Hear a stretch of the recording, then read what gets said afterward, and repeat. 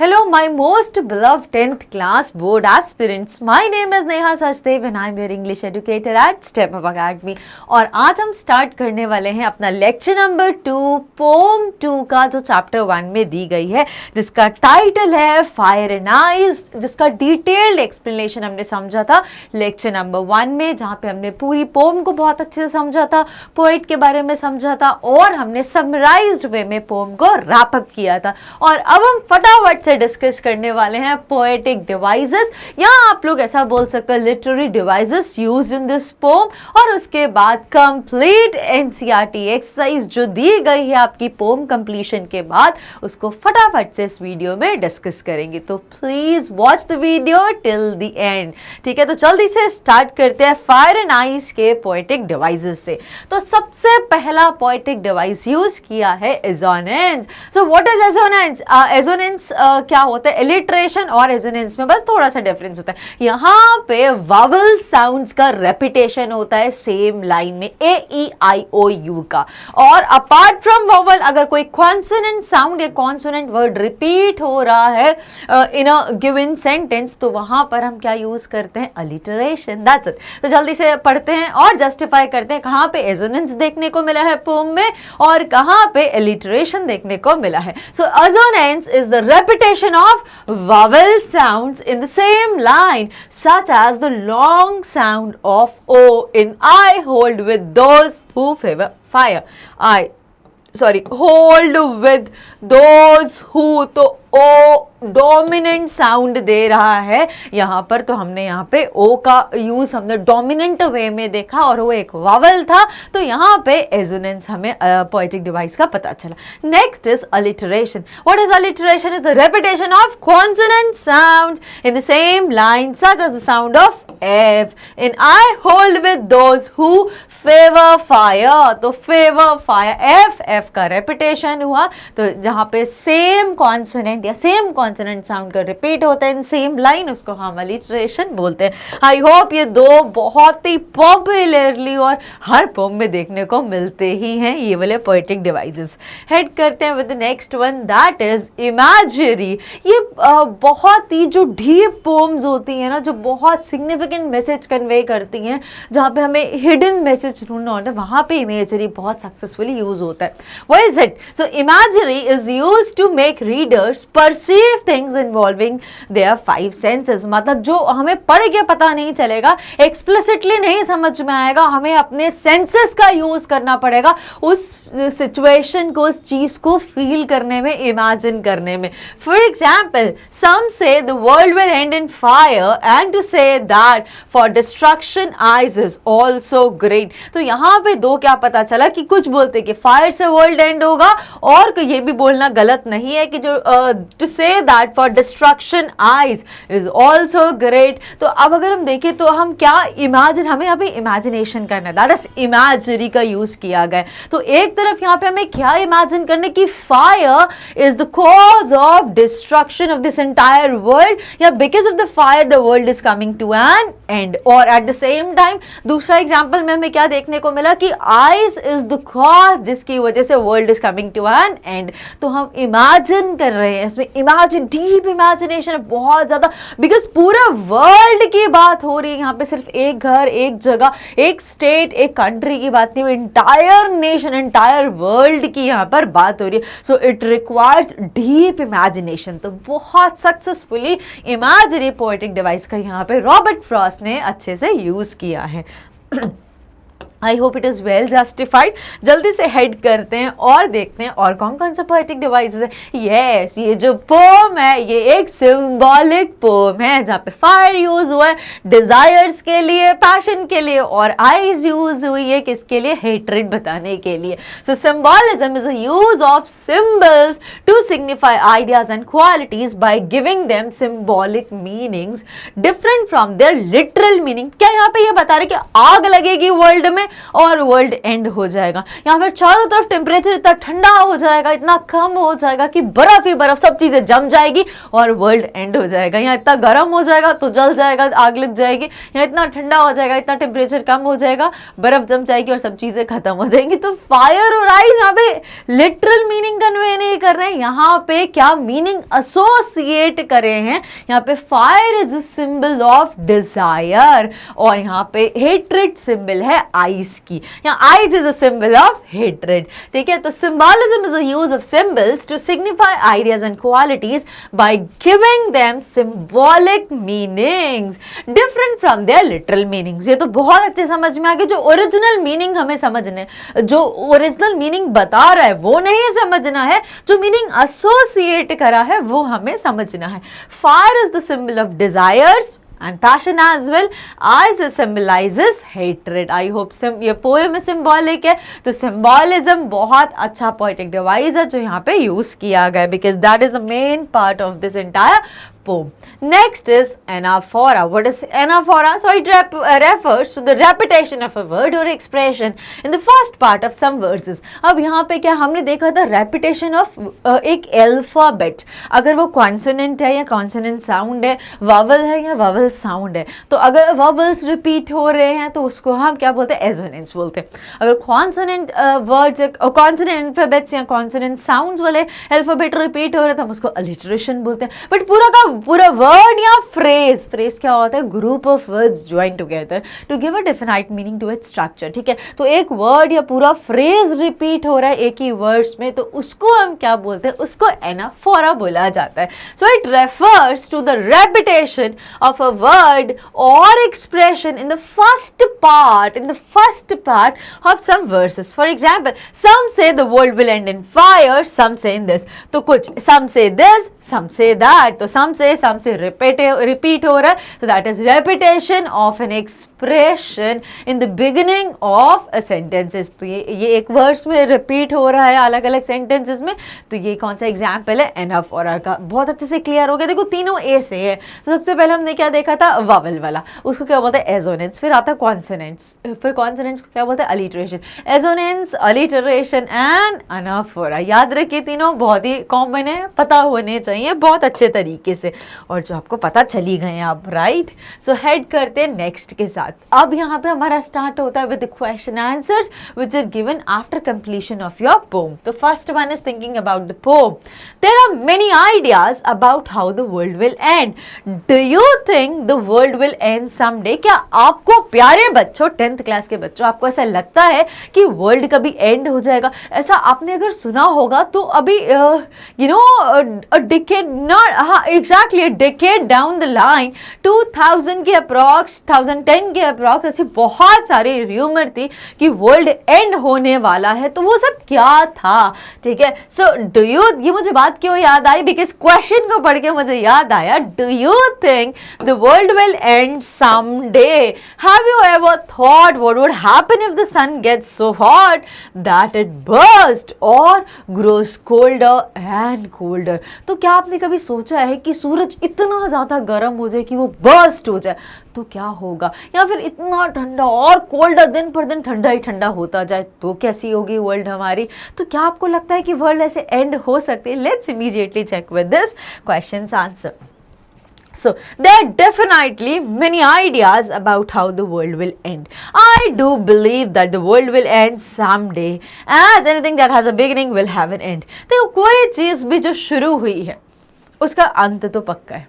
Life भी अगर lively होती है तो उसका एंड तो आता है। एक छोटा सा जीव अगर जन्म लेता है तो उसकी मृत्यु तो निश्चित है, चाहे एक छोटा सा एक सेल का बैक्टीरिया क्यों ना हो, या इतनी बड़ी हमारी ह्यूमन बॉडी क्यों ना हो, या एंटायर इतना बड़ा वर्ल्ड की क्यों ना हम बात करें। So whatever that has origin that has an end as well, ठीक है। यहाँ पे यही बात बोली, I do believe that the world will end someday, as anything that has beginning will for sure have an end.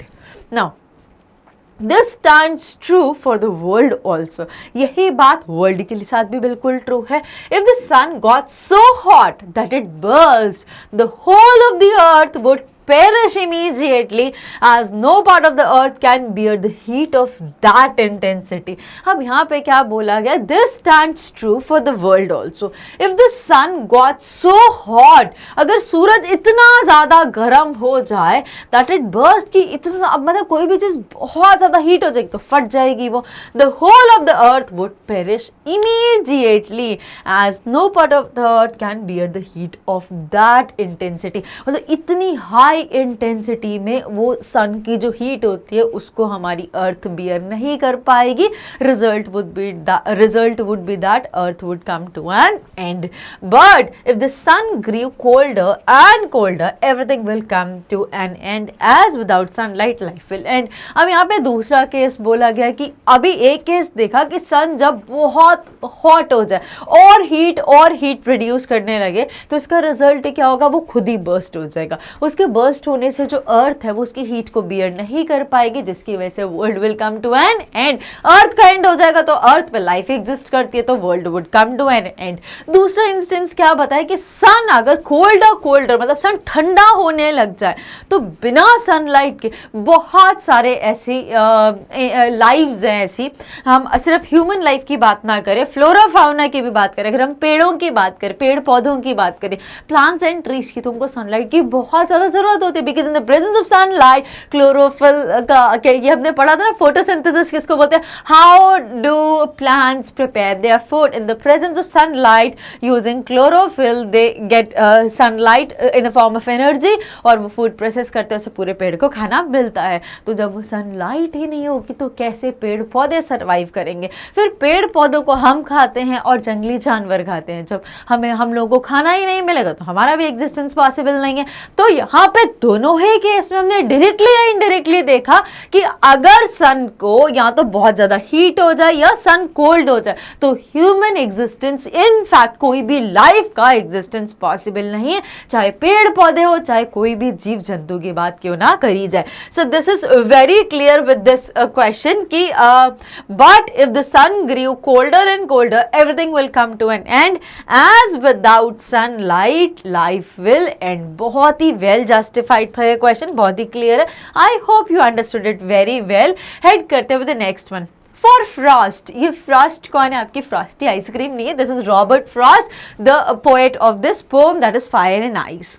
So what do fire and ice stand for. तो हम बार बार देख चुके हैं ये सिंबल्स हैं जो यूज किए गए हैं इस पोम में. Fire is a symbol of Dzire, ice is a symbol of hatred. So what do fire and ice stand for? Here are some ideas. जल्दी से चेक करने और proceed करेंगे. So fire stands for greed, avarice, lust, conflict and fury. ये हर type की जो हमारे अंदर नेगेटिव फीलिंग्स होती हैं, जो हमारा नेगेटिव एटीट्यूड बनाती है, भूख, लालच, ये सब बुरी बलाएं होती हैं, उन सारी चीज को यहाँ पे फायर बोला है. जो डिजायर्स होते हैं, जो हमारे पैशन होते हैं कि कुछ भी हो जाए हमें ये सब करना ही करना है, जिसके लिए हमें सामने वाले को किल ही क्यों ना करना पड़े, because that are our strong desires, our deep passions. तो यहाँ पे जैसे कि ग्रीड हो गया, एवराइज हो गया, लस्ट हो गया, कॉन्फ्लिक्ट एंड फ्यूरी, ये सारी चीजों को यहाँ पे डिजायर और पैशन की कैटेगरी में डाला और इसलिए यहाँ पे फायर बताया गया. Next, I stands for cruelty, intolerance, rigidity, insensitivity, coldness, indifference and hatred. तो यहाँ पे आइस की इसका सिंबल ऐसी चीज है जो एक बार अगर हमारे मन में आ जाए तो वो कभी भी खत्म नहीं होती है. जैसे कि हम बात करें क्रूएलिटी, क्रूरता, अगर एक बार हम क्रूर हो जाए किसी के लिए तो वो जाते जाते कभी भी खत्म नहीं हो पाती है. If we talk about intolerance, हम चीज़ों को बर्दाश्त नहीं कर पाते हैं. We don't have that patience, we don't have tolerance power. हम इनटॉलरेंट हो जाते हैं चीज़ों के लिए और हम एग्रेसिव हो जाते हैं. Rigidity, insensitivity, coldness, indifference and hatred, ये सारे एग्जाम्पल्स हैं आइस के, बिकॉज ये ऐसी चीज चीज़ें हैं जो अगर हमारे मन में ये वो फीलिंग्स हैं, ये वो इमोशंस हैं ह्यूमन के, जो एक बार अगर हमारे दिल और दिमाग में आ जाएंगे तो ये कभी भी हमें छोड़ के नहीं जाते हैं। तो इसका रिजल्ट क्या होता है? Self destruction, destruction of our own life, जिसकी वजह से वर्ल्ड कहीं ना कहीं एंड होता है। सो दिस इज ऑल अबाउट, जो हमें पता चला फायर किसका सिंबल है और आइस किसका, what do exactly they stand for and what do they symbolize. Head करते हैं with the next question, what is the rhyme scheme of the poem. आप लोग सोच नहीं रहे थे कि मैंने पोएटिक डिवाइसेस में ये राइम स्कीम क्यों नहीं बताई, जो हमेशा होती है, मैं हमेशा बताती हूँ। ओके, वो इसलिए नहीं बताई थी बिकॉज वो क्वेश्चन में थी। So heading with the last question of this pome, that is what is the rhyme scheme of the pome, how does it help in bringing out the contrasting ideas in the pome. So what is contrasting ideas, the conflicting, the opposite ideas को कैसे reflect करने में pome help करती है। सो पहले समझ लेते हैं जल्दी से राइम स्कीम होता क्या है। तो राइम स्कीम क्या होता है, जो एक स्ट्रांजा होता है पोम का, उसके एंड के जितने भी वर्ड्स होते हैं वो एक साउंड में, जैसे कि मैंने आपको पहले भी एग्जांपल दिया था, जैसे मैं लिख के बता, twinkle twinkle little star, how I wonder what you are, up above the world so high like a diamond in the sky। अब यहाँ पे अगर हम देखें तो स्टार आर, तो दोनों में आर आर का साउंड आ रहा है, तो ये जो सेम साउंड वाले जो वर्ड्स होते हैं हमको एक अल्फाबेट एसोसिएट कर देते हैं, तो दिस इज ए ए। अब हाई स्काई, आई आई का साउंड आ रहा है, तो यहाँ पे हमने बी बी बोला। तो अगर मैं ये ट्विंकल टिंकल की बात करूँ, सो इस पोम की राइम स्कीम क्या है, ए ए बी बी। सिमिलरली हमारी जो पोम है फायर एंड आइस, इसकी राइम स्कीम है। तो पहले जल्दी से देखते हैं पोम को और फिर समझेंगे इसकी राइम स्कीम को। सो जल्दी से हेड करते हैं with the pome. Now, some say the world will end in fire, some say in ice. From what I have tasted of desire, I hold with those who favor fire. अब यहाँ पे from that I have tasted, from what I have tasted, what is I have कौन है यहाँ पे? Robert Frost अपनी बात कर रहे हैं। तो fire एक साउंड आया, आयर, ए दे दिया। आइज सेम नहीं है, मैंने इसको बी दे दिया। Fire desire, very good, a ice fire, fire desire fire. तो ये हमारी राइम स्कीम क्या आई, ए बी ए। अब हेड करते हैं विद द नेक्स्ट स्लाइड और देखते हैं उसकी स्कीम क्या सेकेंड स्टांजा में। So but if it had to perish twice, so twice यहाँ पे ए बी नहीं लगा सकती, तो मुझे okay A B double A clear करती हूँ बोर्ड को और इसके बनाते twice C, because A B alphabet हम ऑलरेडी यूज कर चुके। सो ट्वाइस हेट, फिर ये हेट हो गया डी, फिर ट्वाइस आइस, यस बिल्कुल है, फिर सी आ गया। हेट ग्रेट, ये भी सही है, फिर आइस आ गया तो फिर सी। तो ए बी डबल ए देखा था, ए बी ट्रिपल ए देखा था, सी डी सी, तो यहाँ पे लिख लेती हूँ सी डी सी, ये सेकेंड स्टैंजा की थी, राइट। तो अब क्लियर नहीं करूँगी, नेक्स्ट करती हूँ, राइम स्कीम को समझ लेते हैं फिर आगे प्रोसीड करेंगे। So A B double A B C B, so this is what the rhyme scheme of the entire poem. ये मैं थोड़ा क्लियर कर देती हूँ सो दैट आपको बहुत अच्छे समझ में आ जाए, जो हमने अभी जस्टिफाई करा था। लास्ट जो वर्ड्स होते हैं पोम के, उनमें जो सेम साउंड आता है, वो सेम साउंड बताने वाले वर्ड्स को हम एक लेटर एसोसिएट कर देते हैं और वो ABC पैटर्न में ही चलता है। तो जिन जिन के सेम आते हैं हम उनको सेम लेटर देते जाते हैं और ऐसे एंड में जो हमें पता चलता है A B B, ऐसा जो भी A B A ऐसे करके this is the rhyme scheme, ठीक है। तो the rhyme scheme of the pome is A B C B। This rhyme scheme helps in bringing out the contrasting ideas of fire and ice। तो ये जो rhyme scheme का use किया, ये क्या हेल्प कर रही है, कॉन्ट्रास्टिंग आइडियाज़ बताने। एक तरफ हम बोलते हैं कि इस चीज़ से एंड होगा वर्ल्ड, फायर से, हीट से, हॉट से। दूसरी तरफ हम बोलते हैं कि कोल्डनेस से, कोल्ड चीज़ों, कोल्ड से ये, कूल से ये एंड होगा वर्ल्ड। तो हम यहाँ पे कॉन्ट्रास्टिंग थॉट्स बता रहे हैं using this rhyme scheme. The poet mentions that both fire and ice are probable ends of this world। और पोएट यहाँ पे क्या बता रहे हैं कि फायर ऑन आइज, फायर और आइज ऐसी दो चीजें हैं प्रोबेबली कि जिससे वर्ल्ड हमारा एंड होगा.